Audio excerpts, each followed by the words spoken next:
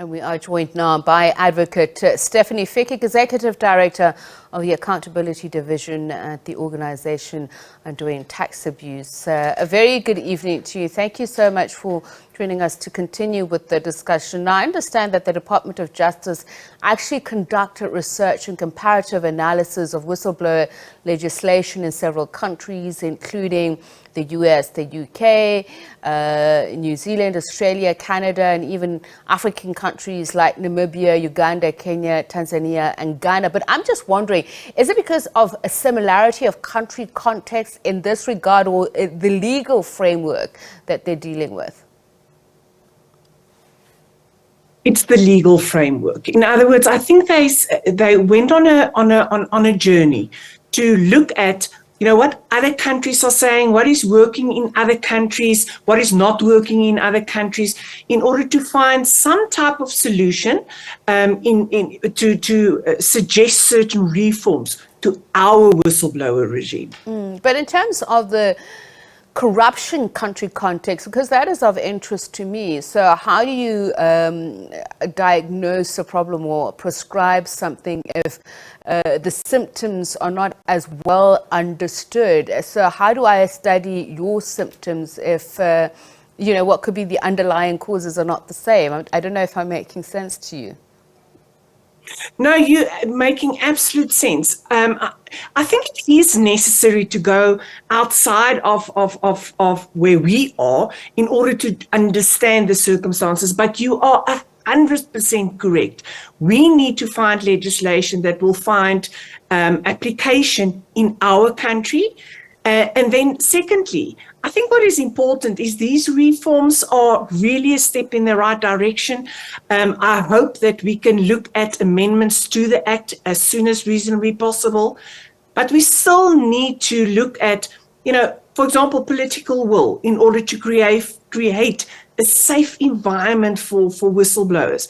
If employers are not going to take this seriously, then no amount of legislation is going to help.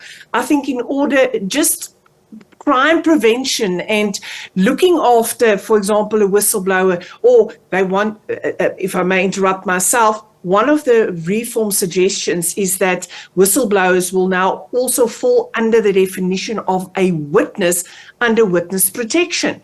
But, it's implementation. And if we are unable to implement it because of, for example, in our country where, corruption is an illness and we're really struggling with it, then you can have the best written laws. It's not going to do anything. So yes, you make 100% sense.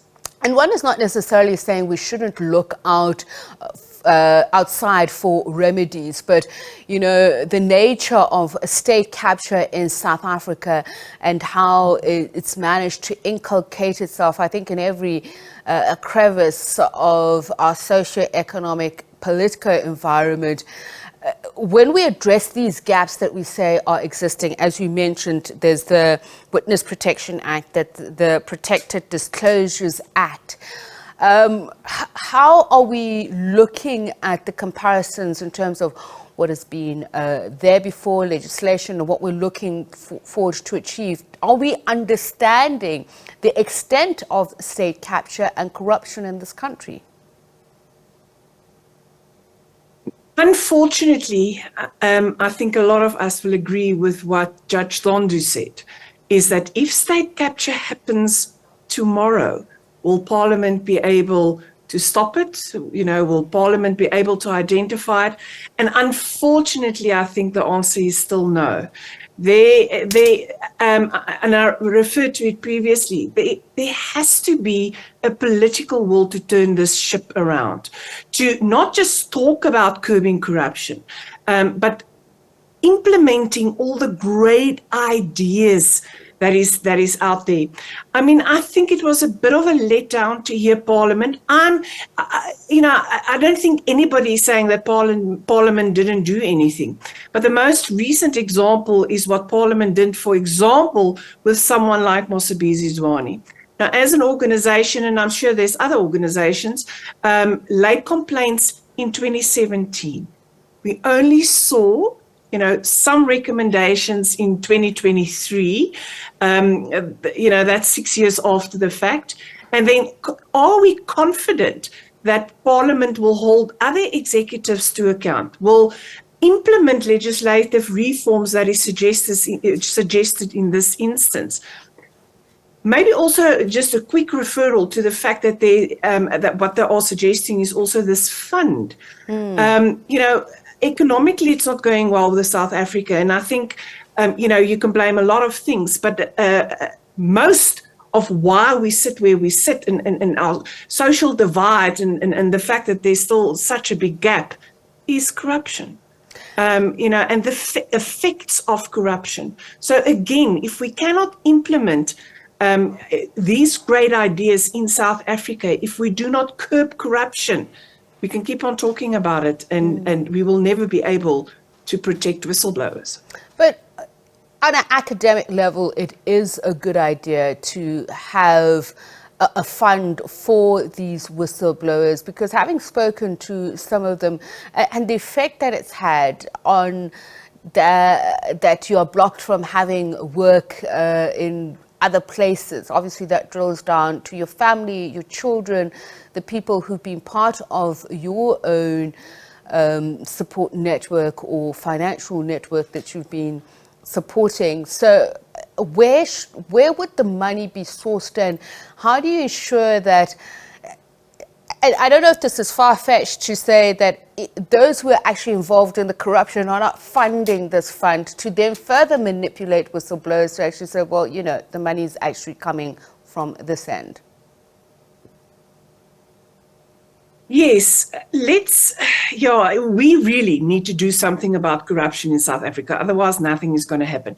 I agree. And I think a lot of whistleblowers, that has gone through this will agree that a fund to help them with the legal costs, because a lot of them are fighting the system, going through disciplinaries and are going to the CCMA and then the Labour Court, and they are litigating against, a big wheel. Government is a force to be reckoned with, and they have, a purse to do all of these things. So that is an extremely good idea, to give some protection. Money for protection is a good idea when your property or your family is in danger. And also a fund to help you when you are going through financial hardships. All of that are excellent ideas. And if we can implement those, I think, we would have done a lot. What is worrying me is that will that encourage whistleblowers to come to a fore? Because we've seen that without whistleblowers, a lot of state capture and a lot of the shenanigans and all the corruption and so forth, we will not know about it if it isn't for very courageous whistleblowers. So again, we need to create an environment where it is sort of the in thing to be a whistleblower, not the thing that I have to, run for my life and face serious dangers. We need to create an environment where it will be, you should be proud to be a whistleblower. I'm sure a lot of them will tell you that, in fact, the converse is true, that you're afraid to be one because you then get, discriminated against because of that, subjugated. So is the solution also not part of what is being proposed, extending the mandate or the scope of the South African Human Rights Commission, especially if you are to ensure protected disclosures? Yes, so more bodies that can look at protected disclosure is also a good thing. But can I just go back a little bit what you've just said? Isn't it just shameful that business is not coming out and saying, you know what, we will employ whistleblowers. We will employ those brave individuals that were willing to stand up. But alas, we find a lot of whistleblowers struggling to get a position somewhere.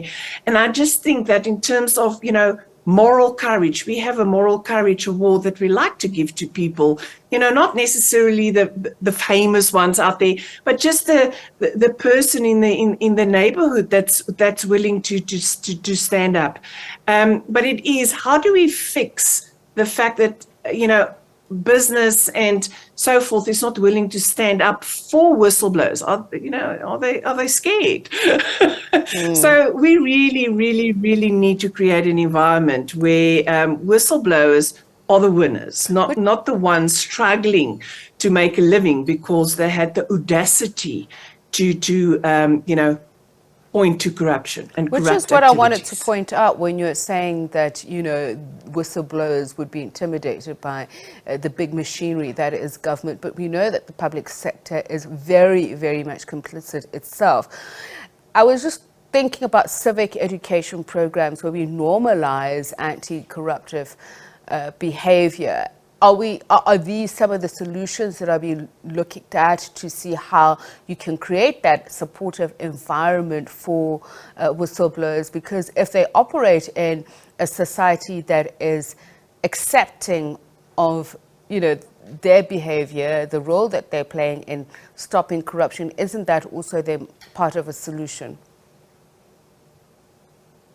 Yes, in education, I think I like to compare it to, the drug addict and the drug dealer. A drug dealer will not make money if there's not a drug addict Yeah. to buy the drugs. Corruption always takes two parties. So I think if we can create an environment, if we can create, citizens that realizes that we don't have to accept corrupt politicians, government officials, that it's high time that those government officials that are really proud to work on behalf of the citizens of South Africa, on behalf of South Africans, that they deserve to be supported. And if you point out corruption, that you are the hero that you are supposed to be, but that there are support systems in order to, eradicate the corruption with whistleblowers, because they are extremely important, but also the education that people should realize, but I can say no. And if everybody says no, the other party is going to be alone. And that from a civil society point of view, we need to understand that we have the power to also say no to corruption. But I think what we need to understand is the effects of corruption. Every time I talk about corruption, and even in the organization at OUTA, it has an impact on each and every person, on each and every levels of our society. And, curbing tax abuse, which means that, we want government to use the money appropriately. It's a tragedy that we still have children walking miles to go to schools with no electricity. We have communities, we complain about load shedding, but there's communities without load shedding, without running water. And that is the direct consequence of corruption. All right, thank you so much for speaking to us, Executive Director of the Accountability Division of OUTA, Advocate Stefanie Fick.